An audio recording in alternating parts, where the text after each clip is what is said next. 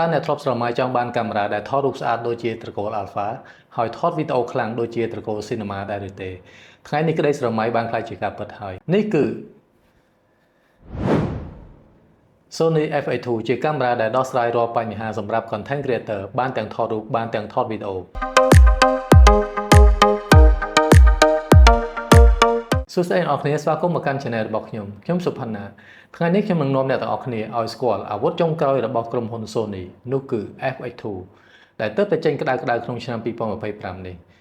តែបើចង់ដឹងថា FA2 ខ្លាំងយ៉ាងណាសូមកុំភ្លេចតាមដានវីដេអូនេះពីដើមរហូតដល់ចប់ដំបូងខ្ញុំនិយាយអំពីការថតរូបសិនដែលខុសពី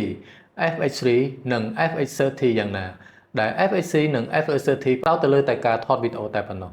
ប៉ុន្តែ FH2 មកជាមួយនឹង sensor full frame 33 megapixel វាមាន mechanical shutter ដោយកាមេរ៉ាអាជីពដែរដែលអាចធ្វើឲ្យអ្នកថតរូបក្នុងកម្មវិធីផ្សេងៗអាចទុកចិត្តវាបាន 100% រូបភាពច្បាស់កម្រិតពណ៌ស្អាតនិងមាន dynamic range ខ្ពស់មែនទែនមកមើលផ្នែកវីដេអូម្ដងវាជាសមាជិក Cinema Line ដូច្នេះវាមាន S-Cinetune និង S-Log 3ដែលផ្ដល់ពណ៌ដូចខ្សែភាពយន្តវាអាចថតបាន 4K 60 frame ប៉ុន្តែរូបភាពហាប់ណែនល្អដោយសារបច្ចេកវិទ្យាថ្មីរបស់កាមេរ៉ា F2 ដែលប្រើ solution ខ្ពស់ជាង output ដែលចេញពីកម្រិត 7K ចំណុចដែលខ្ញុំចូលចិត្តបំផុតនោះគឺ AI autofocus ចំនួនថ្មីដែលចាប់មុខមនុស្សហើយជាមួយនឹងសត្វបានលឿនជាងមុនឆ្ងាយណាស់អ្វីដែលប្លែកបំផុតនោះគឺ Viewfinder ដែលអាចបត់ឡើងបាន90ដឺក្រេវាជួយយើងបានច្រើននៅពេលដែលយើងថតនៅខាងក្រៅដែលមានពន្លឺក្តៅខ្លាំងលើសពីនេះទៀតវាមានកង្ហារត្រជាក់នៅក្នុងកាមេរ៉ាដូច្នេះអ្នកមិនបាច់បារម្ភរឿងក្តៅកាមេរ៉ារលត់នៅពេលដែលកំពុងថតឡើយសរុបមក Sony FA2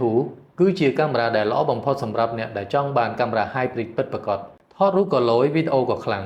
តើអ្នកយល់យ៉ាងណាដែរចំពោះ Sony FA2 មួយនេះកុំភ្លេចបញ្ចេញមតិខាងក្រោមកុំភ្លេចចុច like share និង follow ដើម្បីទទួលបានវីដេអូថ្មីៗបន្តទៀតជួបគ្នានៅវីដេអូក្រោយ